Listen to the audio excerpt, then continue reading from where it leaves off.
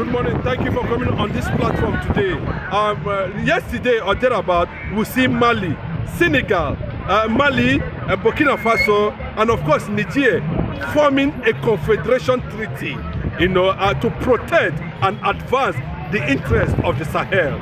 In the ECOWAS meeting, they rejected Tinubu, and of course, even though he was re-elected, and they were demanding that a certain prince, a nation in form of a prince, should be allowed to come out from Africa and be given a confederation that will house other ethnic nationalities in Biafra. Is it a true message we are having from that angle of the Sahel, talking about Mali, Senegal, and of course Niger? Yeah, you are saying the truth, because I could know actually what transpired in 1960. From 1967 to 1970, the Sahel countries whose colonial masters are France are with Biafra.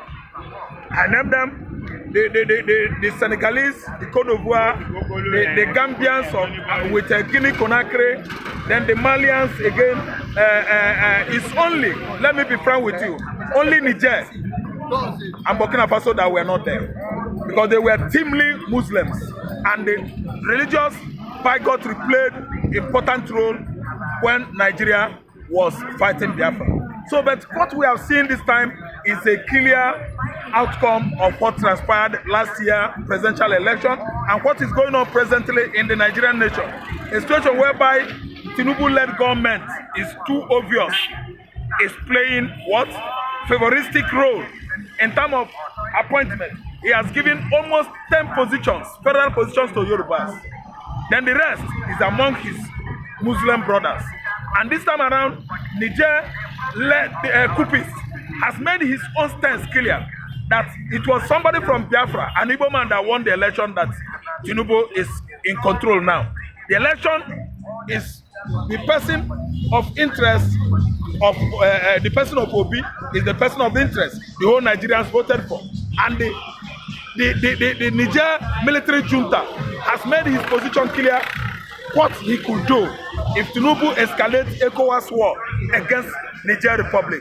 And I think that was what made Tinubu to retract from making such moves. He promised the ECOWAS to do what? To thwart the effort of the Nigerian junta, military junta. So what we are seeing now is a force that is going to emancipate the Prince of Africa. What and who? What and who is the Prince of Africa? We are trying to project Biafra, a country, a prince that will make sure that African continent will leave darkness. Darkness will leave African continent. African continent will leave the darkness alone. Because you can see the light, the motto, the logo of the Prince of Africa, the rising sun, illumination.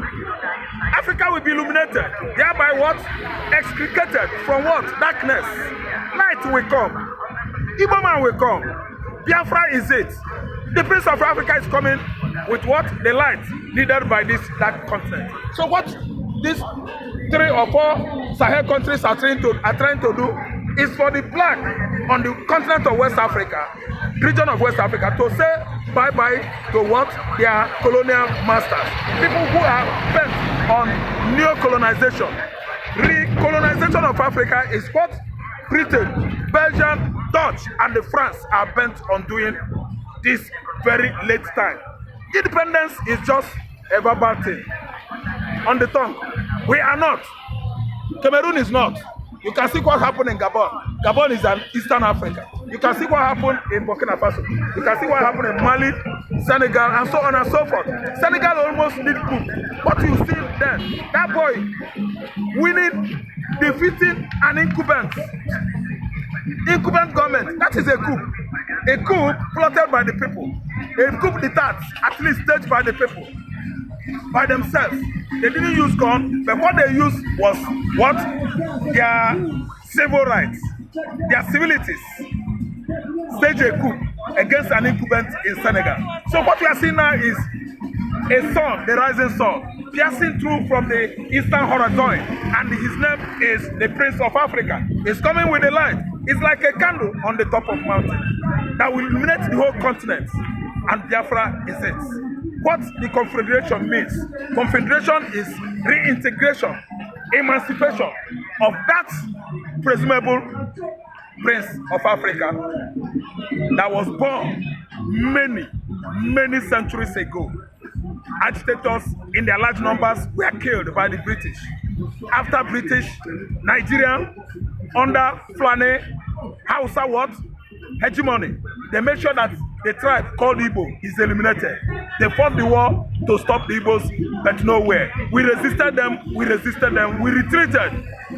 And do what? Organize ourselves to do what? Fight another day.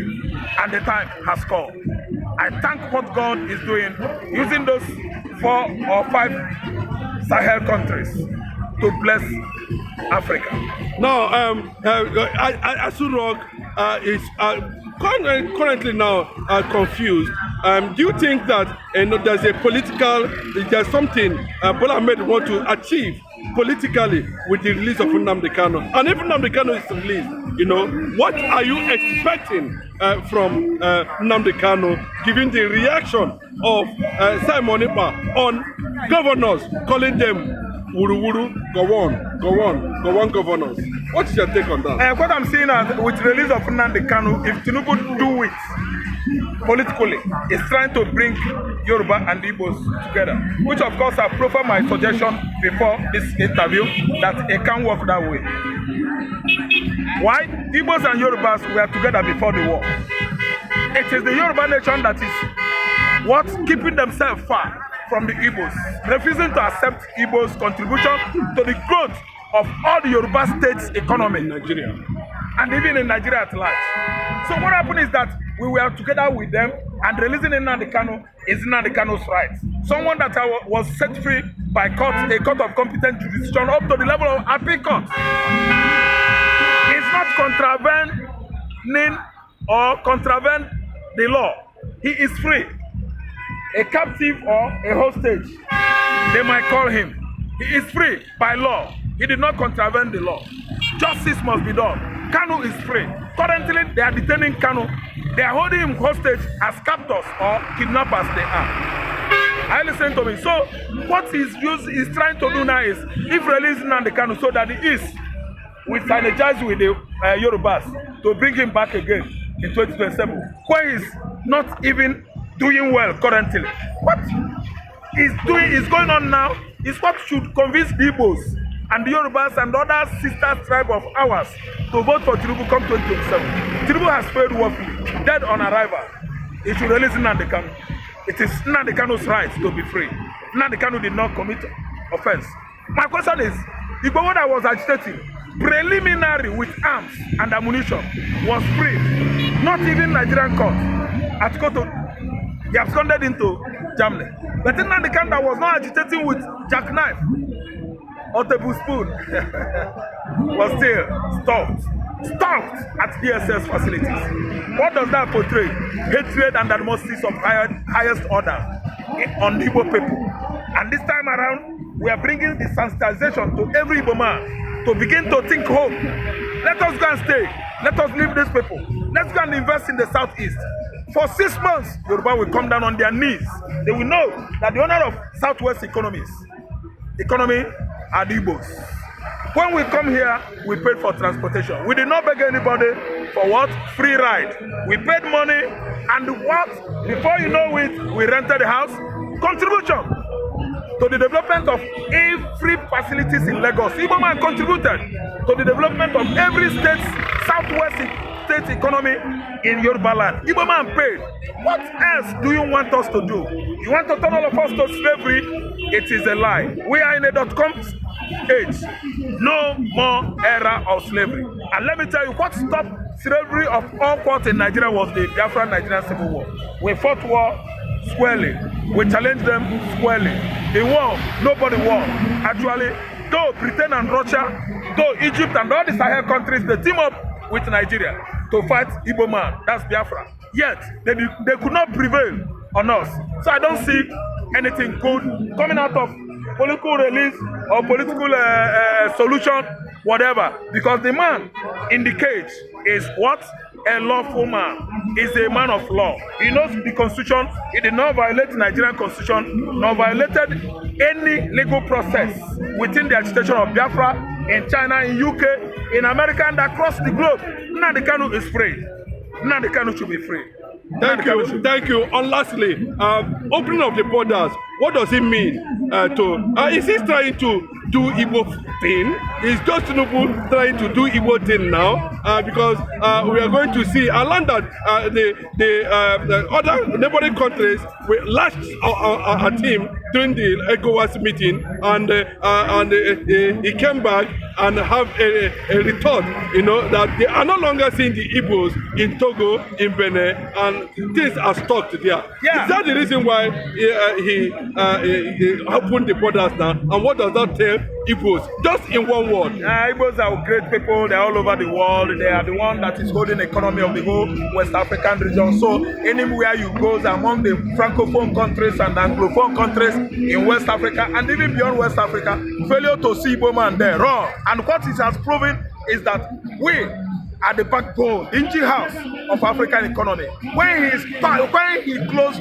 the session he had, or interaction he had with ECOWAS, Tinubu began to ask himself questions. That these people, the Igbos, Biafran nation, is a great nation. Thank you. Thank you.